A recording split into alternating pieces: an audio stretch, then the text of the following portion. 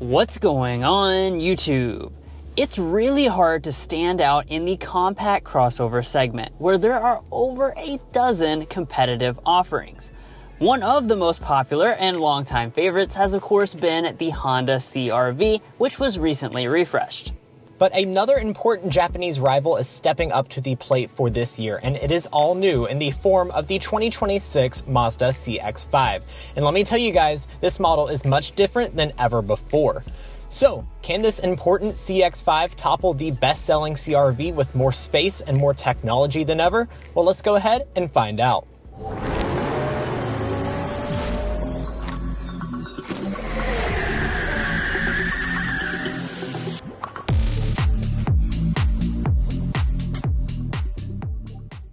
There are a ton of options within the compact crossover space, and today we'll be breaking down all that these two competitors offer with their fully loaded trims. If you are looking to buy either one of them, make sure to check out carconfections.com/newcarquotes to get the best price and access to invoice pricing information.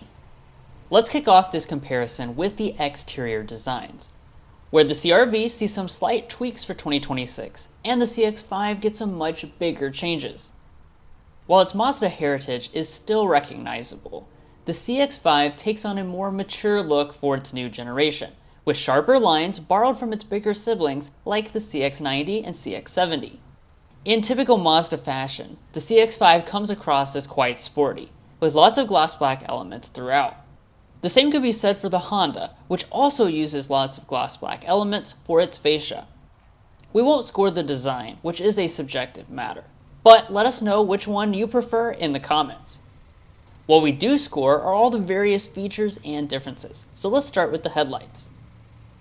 Both models have fully LED units, but the Mazda has some extra goodies to add. Its headlamps are projector LEDs instead of reflectors, and they are also adaptive as well. Punctuating the designs are gloss black 19-inch alloys on both. Continuing to the sides, the CX-5 has had a major growth spurt this year, adding 4.5 inches and taking it to almost the exact same length as the CR-V. However, that doesn't necessarily mean equivalent space inside, so we'll dive into all those figures later on. Out back, they share exposed exhaust outlets, spoilers, and rear wipers.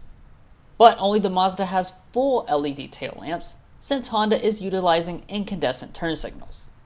As equipped, the CX-5 has a 500-pound towing advantage, maxing out at 1,500 pounds versus 1,000 in the CR-V. Checking out the mirrors, each of them feature heating and blind spot monitoring, but the Mazda once again adds the luxury touch of power folding. And as far as the other important active safety features, all of them are included on both models, even traffic jam assist functions. That concludes the outside, so let's check out the more important interiors, but first, if you're new here, we're brothers and we've been reviewing cars since we were 12 and 16. We started young, and since then we have reviewed over 2,000 vehicles at every price point. No matter what you're looking for, from humble to high-end, we'd love for you to subscribe to be a part of our Car Confections family. Let's learn a lot and have some fun with all the latest cars. Approaching the doors, both crossovers feature smart entry systems, but only the CR-V has remote start on its key fob free for life. After opening up the doors, you'll find cabins that have very few similarities, especially when it comes to design. Let's start with the seats though, as always. One similarity these two have are those seats, which are both finished in real leather. In addition, they also share 10 ways of power adjustment, heating, and memory. But the CX-5 also has seat ventilation, a feature still not available on the Honda. Next up, let's get into the broad category of material quality, which will divide into solidity and material selections. When it comes to build quality, both models impress with a sturdy build without any panel gaps. As far as the materials go, it's now the CR-V that has the edge this year. The new CX-5 has actually swapped out soft materials on many of the commonly touched panels for hard plastic, such as the upper door trims and dash area around the gauges.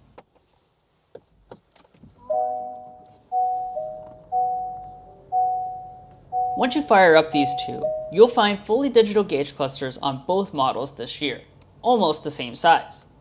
The Mazda also adds in a head-up display to keep your eyes on the road. Moving back to the steering wheels, we have leatherette-wrapped manual adjusting wheels with plenty of easy-to-use buttons. Both steering wheels are heated and the wipers are rain sensing. Next up in our evaluation is storage, where we're going to take a look at the console and multi-use cubbies in the dash. Starting with the consoles, Honda still manages the advantage over the new CX-5 with an absolutely enormous center console. When we leave the console, the CR-V continues its practicality advantages, with larger cubbies and better ergonomic placement as well, while the CX-5 has improved in spaciousness and packaging this generation. It still hasn't caught up with the ultra-practical CR-V. These SUVs forego electronic shifters for physical ones, and in reverse, you'll find a Honda deficiency. It does not have a 360-degree camera, meaning that the CX-5 will certainly be the easier one to park. Moving up the dashboard, we stop at the climate controls, and also begin to introduce the new screen on the Mazda. Both have two-zone automatic systems, but the new CX-5 loses the physical control knobs in favor of digitized controls in the touchscreen. This means the CR-V's climate is easier to adjust while driving. The same thing can also be said about the volume knobs. If you prefer a physical one, the Honda will be the better pick here, although they both have steering wheel controls regardless. Both models are rocking 12-speaker Bose sound systems, and let's hear a sample.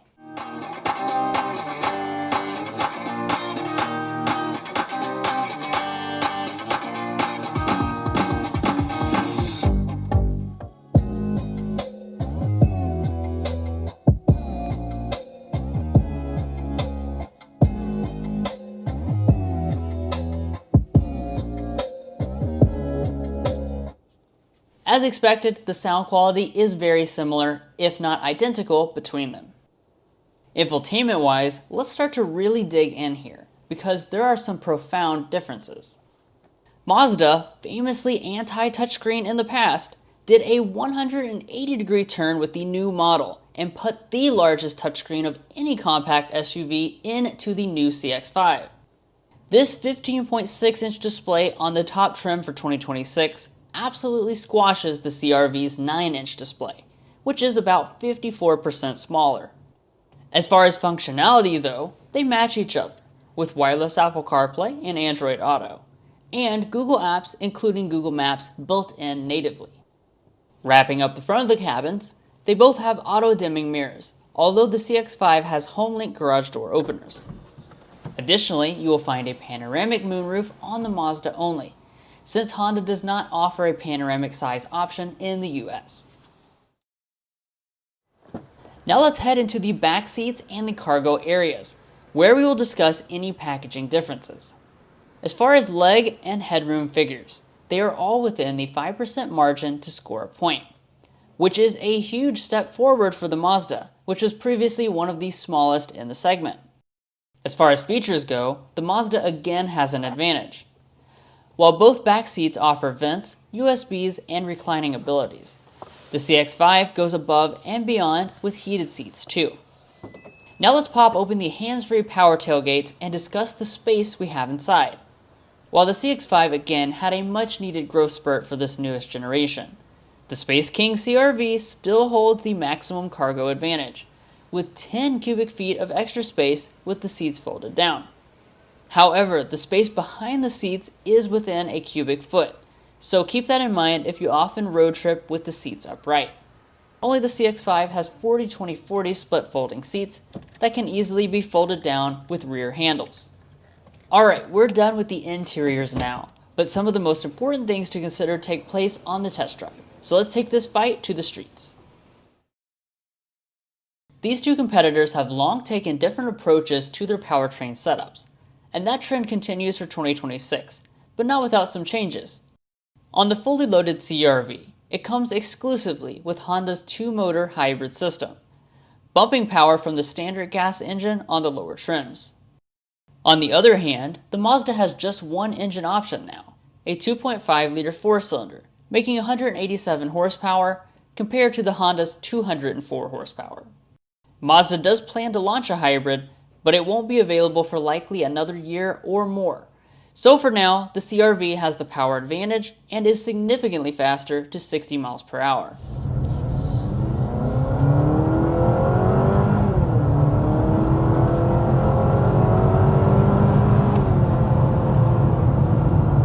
Alright, and there we are quickly accelerating up to 60 miles per hour. Now, when it comes to the Sport Touring model, this is one of the trims that comes standard with a hybrid system. So just to remind you guys again, you have a 1.5 liter turbocharged gasoline engine. That's really reserved for your lower trim levels, and then all your upper trim levels are going to be the hybrid exclusive trims. So this is Honda's 2-motor hybrid system. It's unchanged for 2026. So it's a 2-liter 4-cylinder engine with 2 electric motors. Total power, 204 horsepower and 247 pound-feet of torque.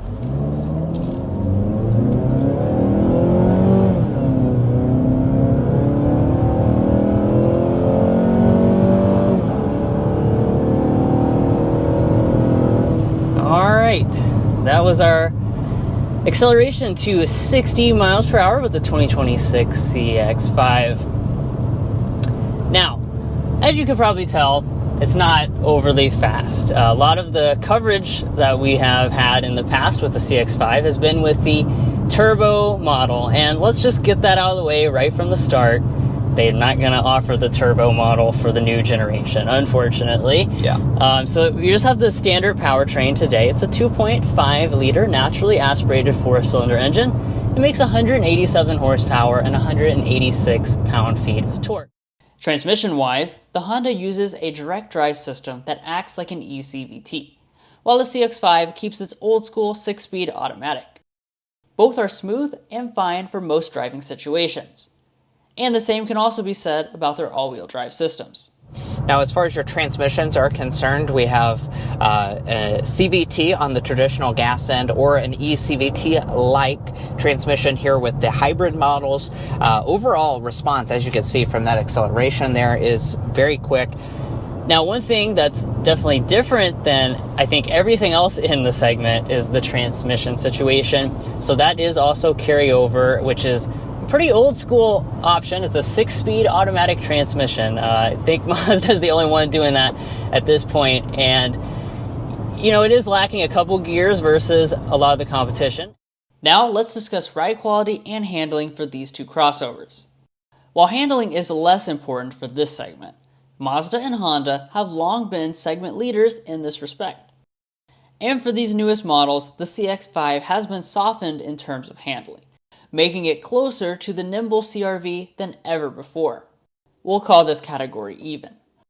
And for ride quality, what the CX-5 loses in agility, it has gained in ride quality, making the CX-5 much more comfortable than ever. However, the CR-V is still one of the best riding in the segment, and it will maintain its advantage here.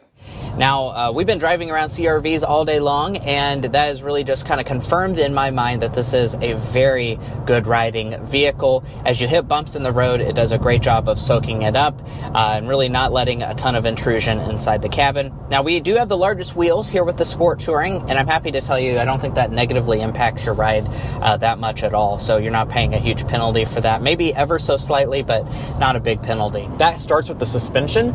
Mazda's definitely tuned the suspension to be softer for this new generation. We've gone over some pretty rough California roads on this drive today, and it seems to soak up all of the bumps really well. You have most of those vibrations smoothed out, and it's also complemented by these much more comfortable seats for this new generation. Now, out on the highway, sound insulation is important, which is why we take sound level readings of every vehicle we test here at Car Confections. Scientifically speaking, most people cannot discern a difference of less than 1 decibel between sounds. And as you can see, there's more of a difference than that. But before jumping to conclusions, the CX-5 sample was taken in California on a recent press drive, which means the rating is unofficial for now until we get one back home in Kentucky.